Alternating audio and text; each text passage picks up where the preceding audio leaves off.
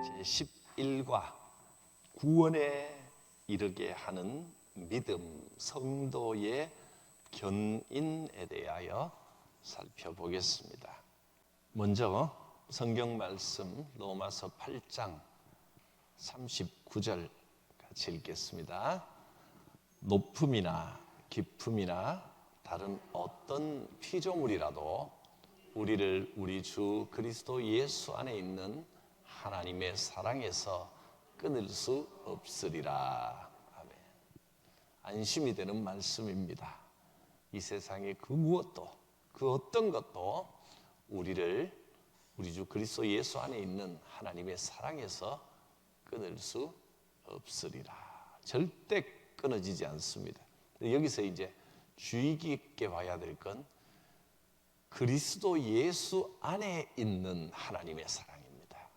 그 무작정 하나님의 사랑이 아니고 그리스도 예수 안에 나타나신 그 하나님의 사랑에서 끊을 수 없습니다. 이제 조금 이따가 상세하게 살펴볼 텐데, 먼저 지난주에 켈빈의, 이제 이해하셨으니까 켈빈 말고 조금 더 있어 보이게 칼뱅 그렇게 이제 발음하겠습니다. 칼뱅의 5가지 신조, 그게 우리의 장로교의 기본 원리입니다. 우리 신앙 고백의 가장 기둥이 되는 5가지 신앙 고백 신조, 튤립이라고 표현을 했습니다. 영어 내용의 첫 글자들을 따서 튤립, T의 앞 글자는 total, 전적으로 타락했다, 그런 뜻이었습니다. 그래서 인간은 선한 구석이 하나도 없다는 겁니다. 영적인 지혜나 영적인 감각이 하나도 없습니다. 그래도 하나님의 피조물이기 때문에 영적인 건 완전히 다 잃어버렸어도 영적으로 죽었다 그랬잖아요. 그래도 영적인 건 죽어도 그 정신적인 거, 감정적인 거, 이런 건 살아있단 말이에요. 이 땅의 거. 그러니까 이성, 정신으로, 생각으로 이렇게 생각하면 죽는 게 끝이 아닐 것 같은데, 뭐가 더 있을 것 같은데, 이런 생각을 할 수 있어요. 죽음 다음에는 뭐가 있을까? 이런 거는 영적인 건 아니고 생각, 이성적인 거. 근데 동물들은 이제 이런 생각하지 않습니다. 동물들이, 고양이가 심각하게 내가 죽으면 그 다음에는 어떻게 될까? 그런 생각은 하지 않습니다. 고양이나 개나 뭐 소나 말이나 뭐 집에서 반려견, 반려묘를 키워서 가족같이 키우시는 분들은 천국 가서도 얘하고 같이 지내면 좋겠다 하는 마음을 가지시겠지만, 그러나 여러분, 고양이와 강아지의 최대 행복은 이 땅에서 복되게 사는 겁니다. 영적인 존재가 아니기 때문에 영원한 생명이 동물들에게는 없습니다. 이 땅에서 잘 지내고 잘 보살펴주고 외롭지 않고 잘 먹이고 또 정을 주고 그걸로 만족하면 됩니다. 사람은 영적인 존재라서 영의 세계가 있습니다. 생각으로도 느낄 수 있고 또 이 땅의 것으로 육적인 감정으로도 뭔가 신적인 어떤 장엄한 것들, 이런 거를 느낄 수는 있단 말이죠. 그런데 이런 건 다 아주 일반적인 겁니다. 영적으로는 완전히 죽었다는 겁니다. 완전히. 그래서 인간이 어떤 영적인 것을 발견하고 자기가 뭐 명상을 깊이 해서 무슨 영적인 단계를 넘어서서 하나님에 대한 것을 스스로 깨닫고 이런 거는 불가능합니다.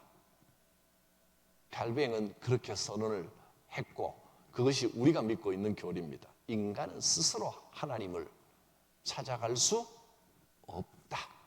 완전히 타락했기 때문입니다.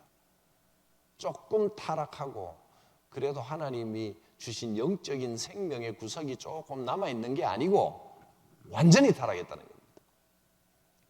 그래서 우리가 하나님을 알려면 뭐가 필요하다?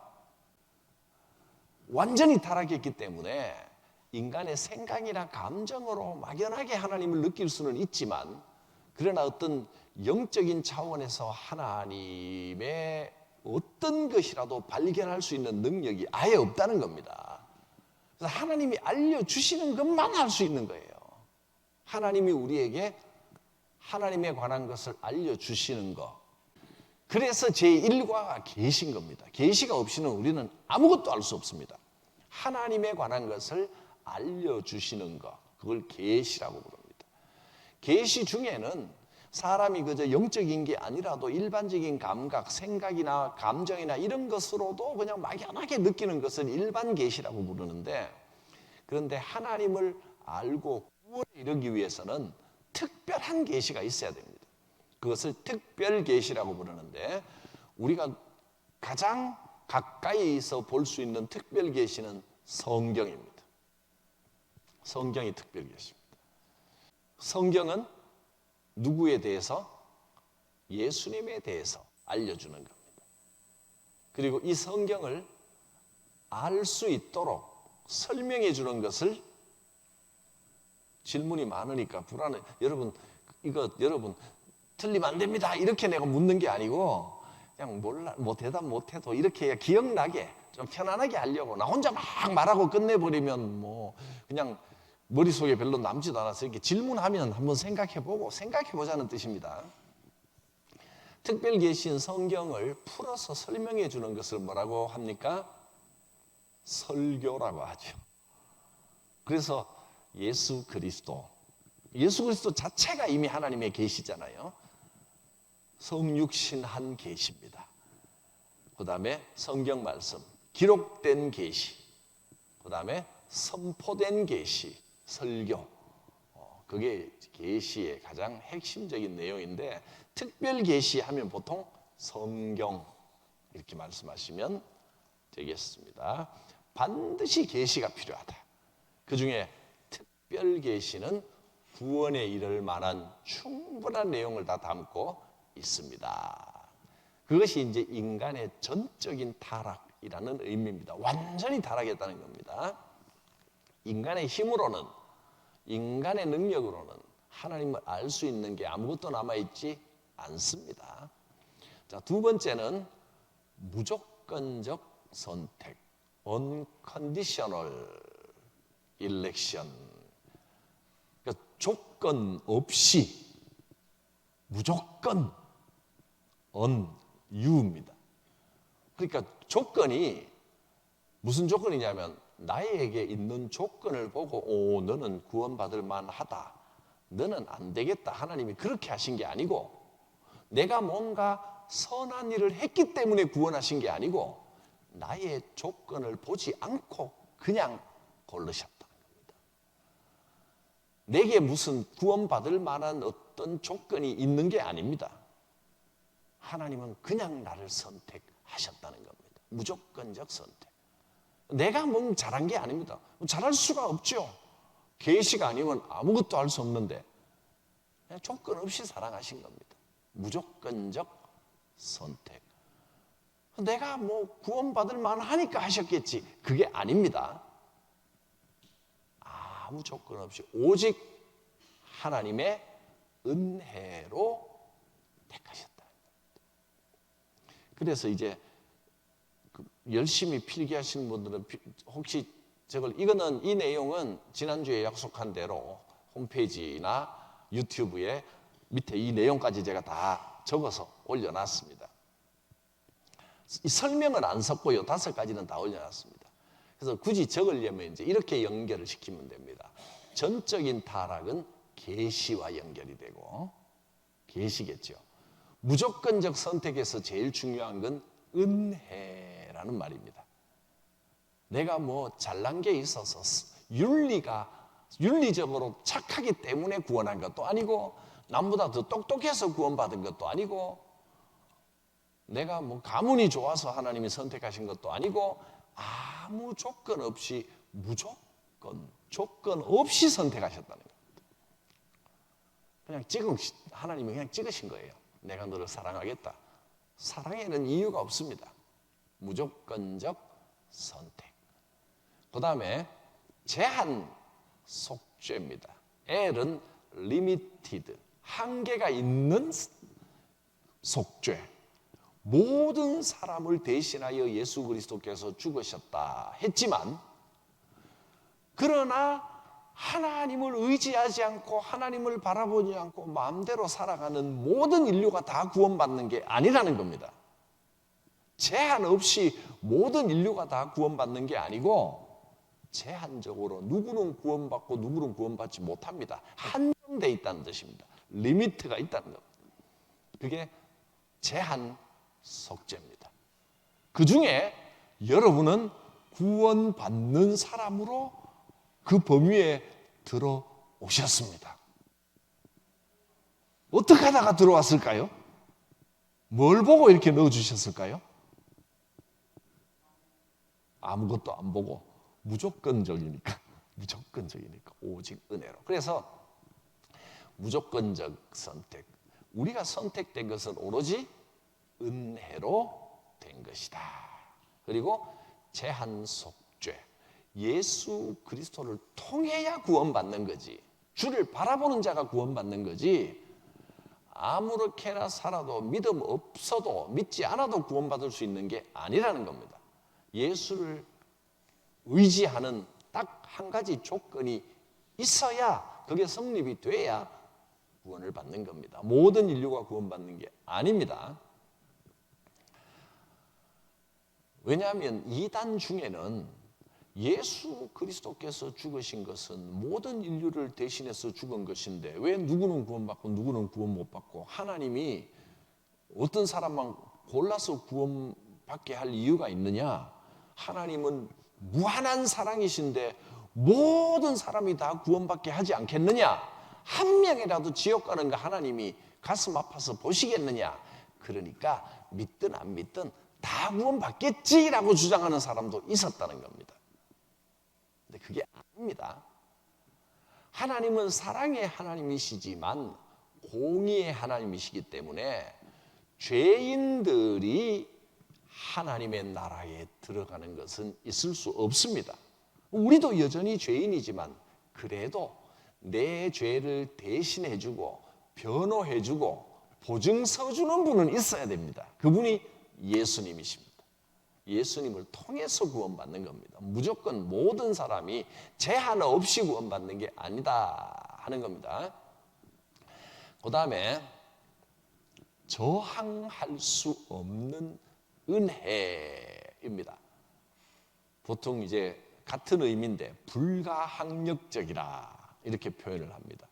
항력할 수 없는, 대항할 수 없는 은혜다. 불가항력적인 은혜, 이런 말로 이 말로 표현을 하는데 말이 조금 어려운 것 같아서 앞에는 제가 적은 겁니다. 저항할 수 없는, 제가 설명한 거고요. 불가항력적인, 하나님이 은혜를 베푸시기로 작정하면 강권적인 은혜가 임한다는 겁니다.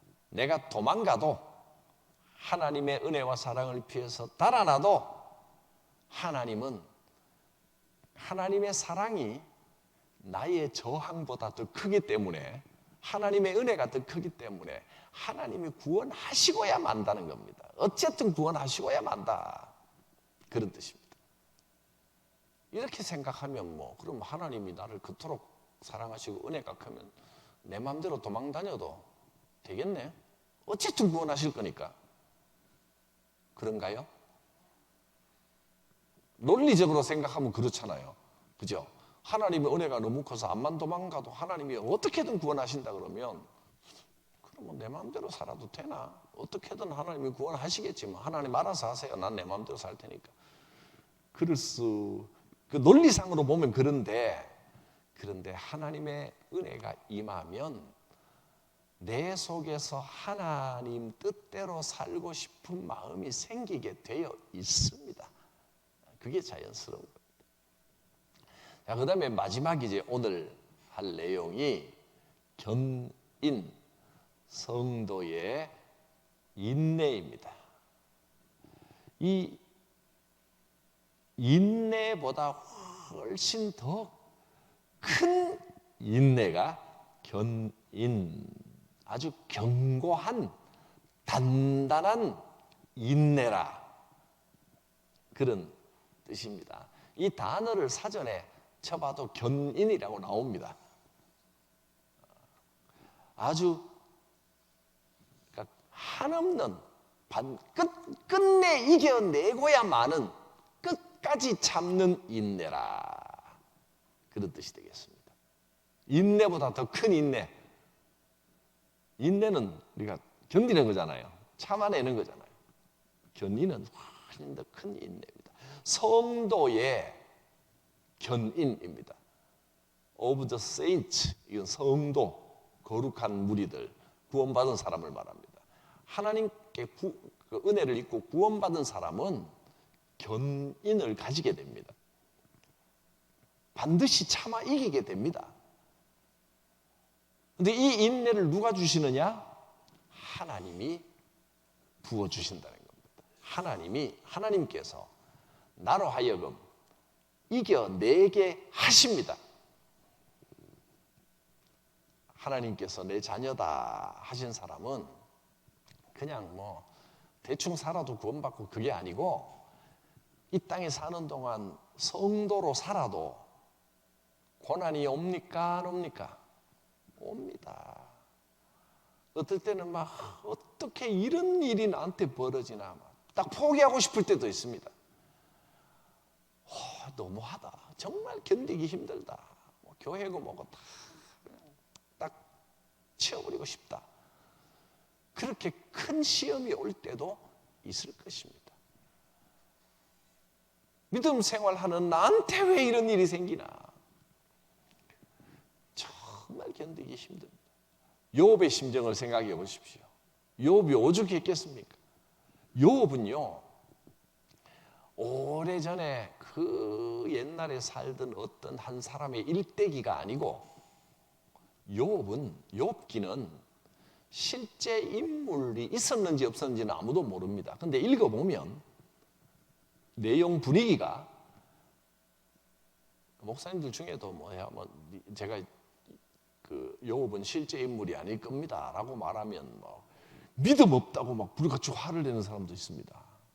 근데 저는 암만 그래도 욥은 실제 인물이 아니라고 확신합니다. 욥은 실제 인물이 아닙니다.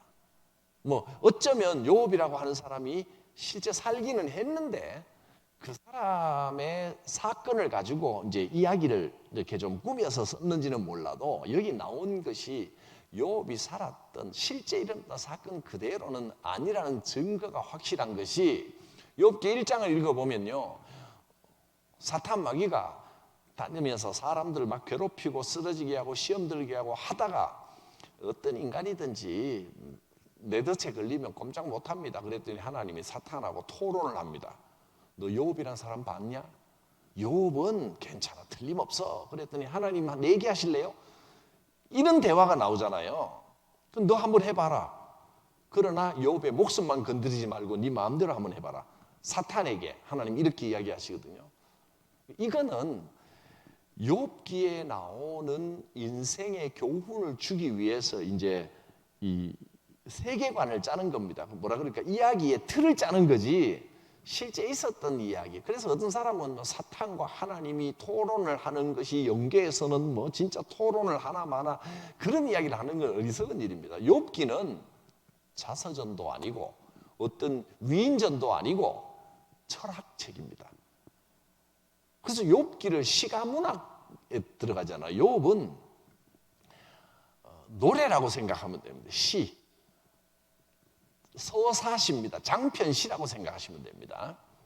그래서 친구들이 찾아오고, 이거는 욥이라는 사람이 있었다는 것보다 훨씬 더 중요한 사실이 있습니다. 욥은 실제 인물이다, 이건 역사적 기록이다라고 주장하시는 분은 더 중요한 걸 놓치는 겁니다. 한번 따라하겠습니다. 내가 욥입니다. 욥 이야기는 내 인생을 말해주는 거예요. 내가 하나님의 뜻대로 신실하게 살려고 했는데 이유도 모를, 내가 뭐 잘못해서가 아니라 원인 모를 고난이 닥치는 겁니다. 근데 여기서는 사탄이 시험했다, 하나님이 허락했다, 그렇게 표현을 해놓은 겁니다. 이유를 알 수 없는 시험이 오는데 그 시험이 해도 너무한 시험이 옵니다. 욥은요, 그 많던 자녀들이 한꺼번에 싹 다 죽어버립니다. 그 많은 재물이 한 번에 막 엎침대 겹친 격으로 일이 생기고 저일이 생기고 한꺼번에 막 재산이 싹 날아가고 거지같이 됩니다. 게다가 온몸에 피부병이 생겨가지고 차라리 아픈 것도 힘들지만 여러분 가려우면 더 힘듭니다. 욥은 어느 정도 가려웠냐면 막 긁어도 쭉 뼛속 깊이 가려워서 기와 짱을 갖고 피가 나도록 벅벅 긁었다는 거 아닙니까? 얼마나 괴로웠을까요?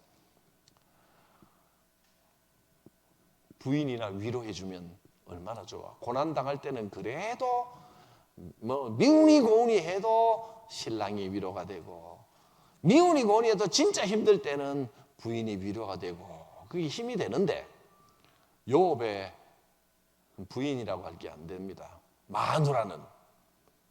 욥의 마누라는 이권을 당하고도 하나님 그러고 있냐고, 어디가 자빠져 코 쳐박고 죽어라고, 그리고 저주하면서 짐 싸고 가버립니다. 그런 불쌍한 사람을 놔두고 혼자가 되고 외롭고 힘들고 그럴 때가 없습니까? 고난 당해보면 욥기를 읽으면 눈물이 막 납니다. 얼마나 힘들까? 나도 이렇게 힘든데. 위로한다고 친구들이 찾아옵니다. 친구들이 와가지고 이렇게 보더니 하나님은 살아계시네, 포기하지 말게, 회개하면 하나님께서 회복시켜준다. 맞는 말입니다. 뭔가 잘못했으니까 이런 일이 오겠지. 너 벅벅 긁고 있고 한숨만 푹푹 쉬지 말고 교회 가서 기도하시게. 이 맞는 말만 따박따박합니다. 하나님 앞에 회개하고 자복하고 빨리 돌이켜. 너 기도해서 이겨내야지. 당신같이 말이지 전에 그렇게 믿음 좋던 사람이 이러면 되냐고. 정신 차리라. 맞는 말인데 진짜 괴로운 사람 앞에서는요, 맞는 말 따박따박 한 사람처럼 짜증나는 사람이 없습니다. 그거 누가 몰라? 친구라는 친구들이 찾아오고 전부 다 욥기를 읽어보십시오. 친구들이요, 말이 틀린 말이 하나도 없는데 그게 하나도 위로가 안 되고 더 힘들게 하고, 욥이 뭐라고 대답하냐면, 여보게들, 내가 그걸 몰라서 이러겠나? 나도 나름대로 고민하며 기도하고 있는데 그런 소리 좀 하지 말라고. 그런 소리 때문에 내가 정말 너무너무 힘들다. 제발 좀 그 입 닥치시게. 그냥 가만히 좀 내버려 두는 게 낫겠다. 그게 욥기입니다. 욥기 누구 이야기겠습니까? 내 이야기입니다. 괴로움 당할 때. 그래서 욥기의 결론이 뭐예요? 하나님. 그러니까 시작에는 뭐라고 되어 있냐면, 욥기 1장, 2장, 3장에 욥은 이 세상에서 죄가 하나도 없는 인간이었다, 이렇게 나옵니다. 벌 받을 조건이 하나도 없는 겁니다. 근데 사실 이 세상에 죄가 하나도 없는 인간은 예수님밖에 더 있겠어요. 그 이야기 자체가 만들어낸 우화 같은 이야기라는 겁니다. 죄가 하나도 없다 치고 그런 일을 당했는데, 그렇다면 욥은 왜 고난을 당했을까? 여러분은 나름대로 여러분도 믿음으로 성실하게 살겠지만 그래도 고난이 오면 어떤 생각이 듭니까? 아, 내가 뭐 잘못했나? 뭐 그것도 좋은 생각입니다만은, 그래도 속이 안 풀리고 문제가 해결이 안 되고 이럴 때 한숨 푹 pu시고 회개하고 눈물 흘리고 나는 왜 이럴까? 내가 뭔 죄를 졌나? 그렇게 하는 건 도움이 안 된다는 겁니다. 틀린 말은 아니지만 그렇지 않을 때도 있습니다. 주님을 바라보고, 주여, 처음에는요, 어려움이 오면 하나님께 매달리며 기도하는데 조금 길어지면 내 죄 때문인가 그러다가 그래도 해결이 안 되면 사람이 막 포기해버리고 넘어지고 신앙을 잃어버리고 그럴 때도 많단 말이죠. 어떤 순간에든지 욥기의 결론을 잊어버리지 말라는 겁니다. 욥은 마지막에 하나님께 묻습니다. 하나님, 내가 정말 나름대로 열심히 살고 하나님 뜻대로 선하게 살았는데 이런 일이 왜 내게 닥쳤습니까? 대답 좀 주십시오. 그러니까 이제 욥의 주제가 뭐냐 하면 욥이라는 한 사람의 이야기 일대기가 아니고 욥이라는 사람은 죄가 하나도 없는 사람이라 치고 죄 때문에 고난이 오는 것이 아니라면 인간에게 왜 고난이 찾아올까? 나는 열심히 했는데 의롭게 살았는데 왜 의로운 사람에게 고난이 올까? 이 세상이 나쁜 사람한테만 고난이 오고 착한 사람한테는 고난이 안 오고 이러면 참 심플한데 간단한데 그렇지 않더란 말이에요. 인생은. 하나님 왜 의롭게 산 나한테 이토록 힘든 고난이 찾아옵니까? 이렇게 하나님께 묻는 겁니다. 여러분은 그렇게 물어보신 적이 없습니까? 적어도요, 인생 한 5, 60년 이상 살면 그런 질문을 하나님 앞에 한두 번씩은 다 해보셨을 겁니다. 그런 위기들이 있다니까요, 이 땅에 사는 동안에는. 어쩌면 지금도 하나님, 나는 정말 믿음으로 성실하게 살려고 애를 썼는데 왜 이런 고난이 나한테 옵니까? 하고 하나님께 욥처럼 묻는 분이 지금도 묻고 계신 분이 있을 것입니다. 하나님 뭐라고 대답하시느냐 하면 바람이 어디서 와서 어디로 불어가는지 네가 아느냐? 천둥이 치고 번개가 치고 그 속에서 하나님의 세미한 음성이 들리는 겁니다. 네가 땅 끝이 어딘지 아느냐? 하늘 끝이 어딘지 네가 아느냐?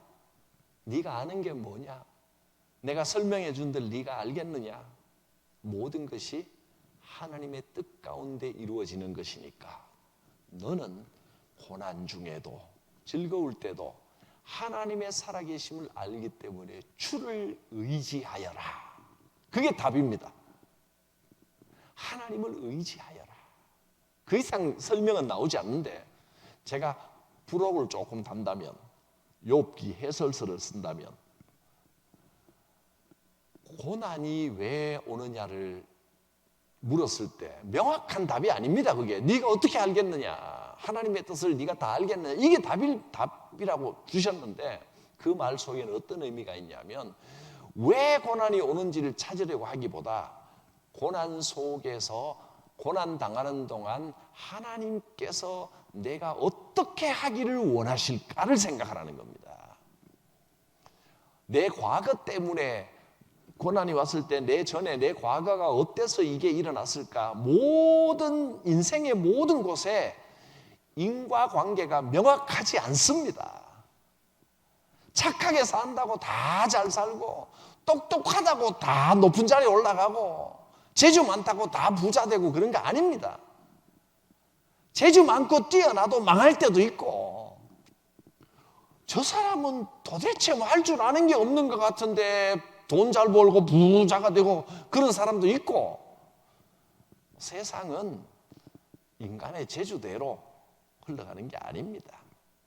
그래서 무슨 일을 만나든지 여기에는 하나님의 뜻이 있다. 그리고 그 하나님의 뜻을 내가 다 품을 수 없다. 그러므로 야고보서 말씀대로 고난당하는 자가 있느냐? 그는 기도할지니라. 즐거운 일을 만났느냐? 그는 찬송할지니라. 기도하고 찬송하면 고난 중에서도 위로를 얻고 복된 삶을 살고 즐거움 가운데서도 감사 찬양을 하게 되고 그렇습니다. 제가 자주 말씀드리지만 인생은요, 동의하실지 모르겠습니다. 저는 정말 뼈저리게 절감하는데 인생은 너무 바쁘게 일하다 보면 쉬고 싶고 놀고 싶고 너무 오래 놀다 보면 일하고 싶고 일하다 보면 쉬고 싶고 쉬다 보면 일하고 싶고 그게 인생인 것 같아요. 그래서 조금만 바꿔보면 일할 때 일해서 감사하고 쉬고 놀 때 여유가 있어서 감사하고 그러면 그 이상 행복한 인생이 없습니다. 일 없어서 쉬고 있으면요, 진짜 사람이 이게 내가 사는 게 맞나 싶고 뭐 하면서 사냐. 맨날 365일 어디서 막 이자나 무슨 연금처럼 펑펑 설 돈 따박따박 나오면 맛있는 거나 먹으러 다니고 살면 좋을 것 같죠? 그렇지 않습니다. 쉬는 게 제일 고역일 것도 있습니다. 제가 옛날에 이제 전에 넷플릭스에 저 세계를 강타한 오징어 게임이라는 드라마. 저는 그때 안 보고 하도 사람들이 뭐 이야기를 해서 그래도 설교를 하려면 봐야 될 것 같아서 1편부터 이제 정주행해서 다 봤습니다. 2편은 볼 마음이 또 안 생기더라고요. 2부 뭐 나온다 그러는데 그건 안 봤습니다만은 1부를 보면서 제가 그 1부 마지막 결론이 뭐냐면 그 어르신 역할을 하신 분이 이러면 다 죽어 했던 그 어른이 그분이 꾸민 거라잖아요. 그게 그분이 그 영화 그 드라마의 내용이 그렇습니다. 돈이 너무 많으니까 감당하지 못할 만큼 많으니까 이 사는 게 사나 죽거나 사는 게 맛이 없는 겁니다. 뭘 바라고는 게 있어야 사는 재미가 있지. 펑펑 써보기도 하고 이것도 해보고 자극적인 거 온갖 거 다 해봐도 이 땅에는 아무 재미가 없는 겁니다. 돈 많이 없어서 열심히 돈 벌고 계시다면 행복한 줄 아십시오. 그거 축복입니다. 돈이 너무 많으니까 그래서 사람 목숨 걸고 그런 게임을 하는 겁니다. 뭐 더 오징어 게임 이야기할 건 없고 그런 이야기를 하더라고요. 그러니까 그 속에 그 영감님은 무슨 일이 있어도 안 죽잖아요. 자기가 그 게임 만들어놓고 그 안에 들어가서 같이 하면서 다른 사람들은 영상으로 보고 막 내기도 하고 부자들이 하면서 경비원들이 그 사람은 아는 겁니다. 안 죽이는 거예요. 그런 내용입니다. 그러니까 나는 그게 공감이 가더라고요. 야, 그렇구나.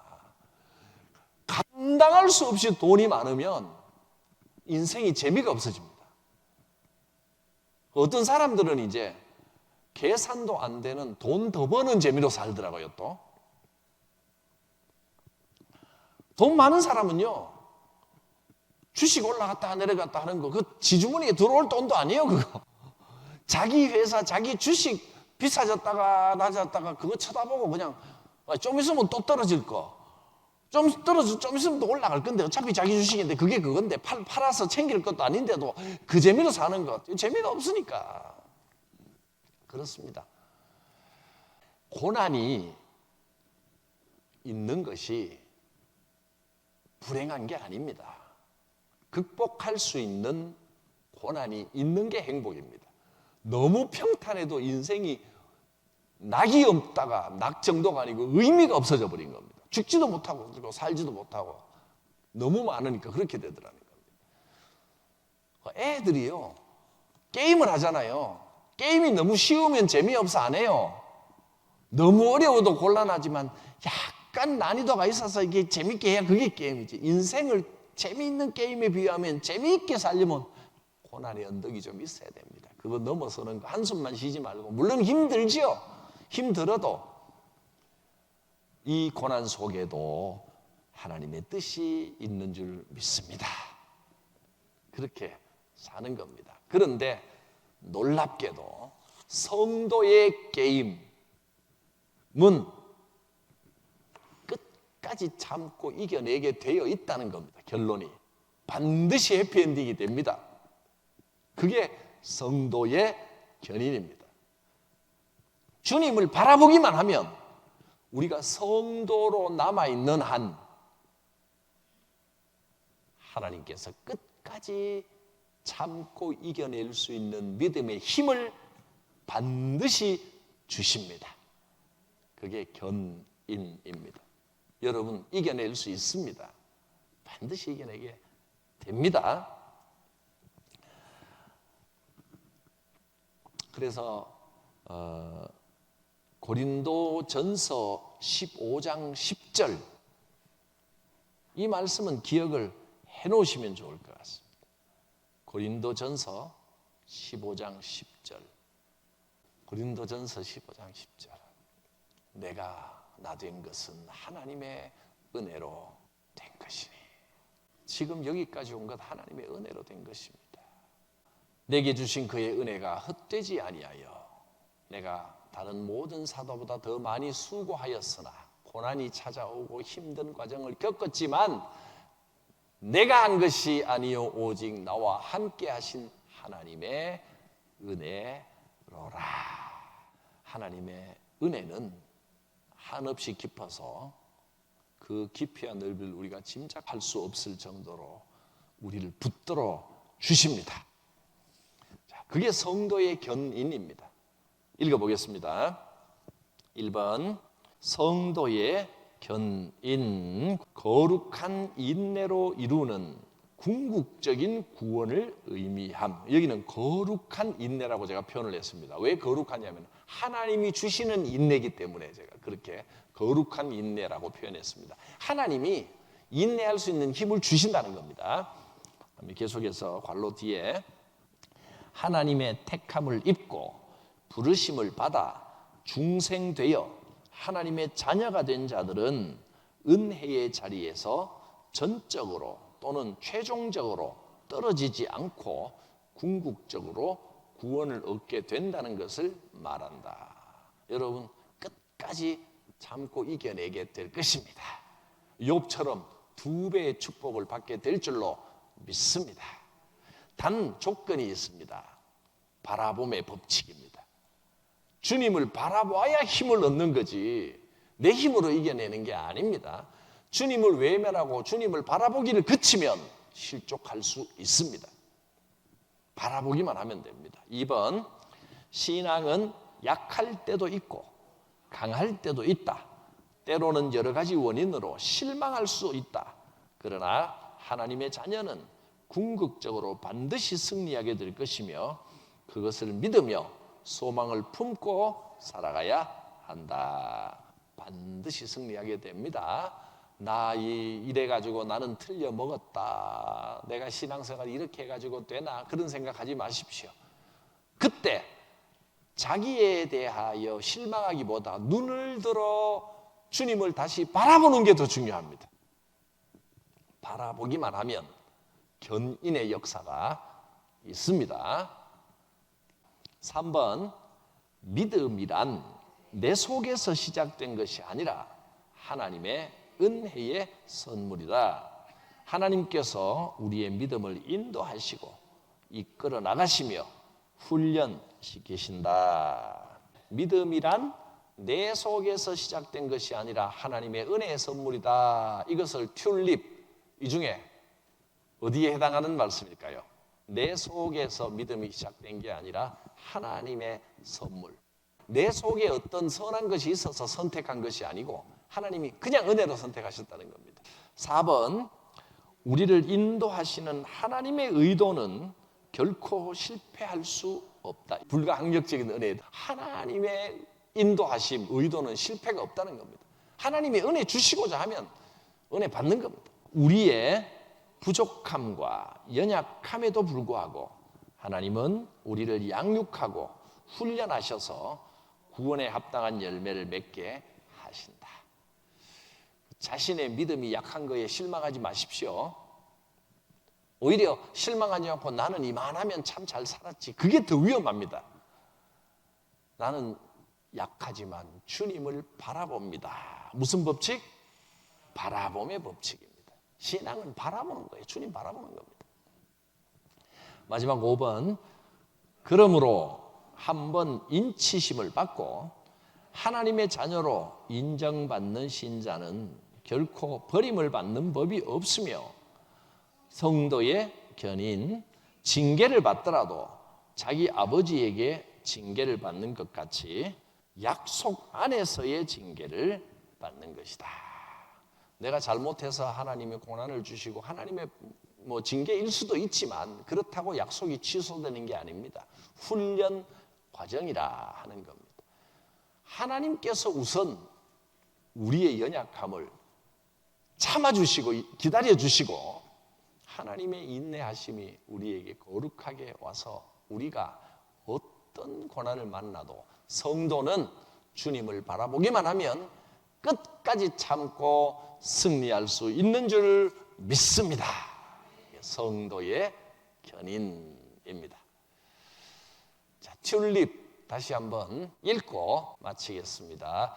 튤립, TULIP, T 전적 타락, U 무조건적 선택, L 제한 속죄, I 저항할 수 없는 불가항력적 의뢰, P 성도의 견인.